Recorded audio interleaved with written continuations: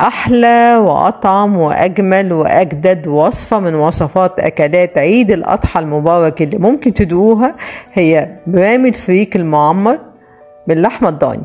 لو أول مرة تشوفوني أنا دكتورة سهى، أتمنى تشتركوا في القناة وتعملوا لي لايك وشير. هنعمل اللحمة الضاني بتاعتنا كباب حلة، فهننزل ب3-4 معالق من الزيت في الحلة بتاعتنا، وننزل عليهم بمكعبات من اللحمة الضاني مقطعينها صغير، وهنشوحها مع الزيت لحد ما تنزل ميتها وتشربها. ننزل عليها ب3 بصلات كبيرة متقطعين جوانح أو جوليان، ونقلب البصل كويس مع اللحمة، وننزل عليهم البهارات بتاعتنا عبارة عن ملح وفلفل وحبهان مطحون، ونقلبهم كويس قوي، ونغطي على اللحمة بتاعتنا ونهدي النار ونسيبها تستوي كويس قوي.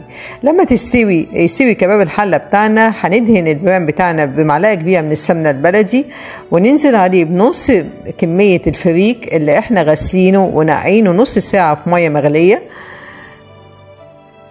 وبعدين هننزل فوقيه باللحمه الضاني بتاعتنا اللي احنا عاملينها كباب حله، ونسويها كويس قوي على نص الفريك الاولاني، وهنغطي اللحمه بتاعتنا بالجزء التاني من الفريك ونسويه كويس، ونبدا نحضر السائل اللي احنا هنسوي فيه البرام بتاعنا. انا بحط لكل كوبايه من الفريك كوبايه من اللبن، ونص كوبايه من الشوربه او الميه، ومعلقه كبيره من السمنه البلدي، وبحب اضيف معلقه او معلقتين من الزيت، بيلمع حبايات الفريك وبيخليها مفرفره ومش معجنه. وهنزل البهارات بتاعتي ملح وفلفل وحبهان مطحون، واقلبهم كويس قوي في اللبن والشوربه بتوعي السخنين، وهنزل بيهم على برام الفريك، وادخله فرن سخن لحد ما يتشرب تماما. هطلعه من الفرن وابدا اضيف عليه القشطه بتاعتي. لكل كوبايه من الفريك بضيف معلقه واحده من القشطه، وهسويها كويس جدا وارجعه تاني الفرن علشان الوش بتاعه يحمر ويطلع لنا بالشكل الرائع الجميل ده، اللي مش قادره اقول لكم قد ايه ريحته رائعه وشكله جميل.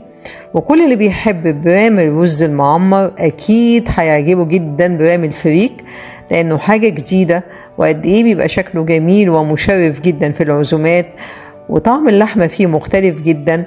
ولما بنحط اللحمه وهي معموله كباب حله بتبقى احلى كتير جدا من لما نحط اللحمه وهي متشوحه بس في السمنه.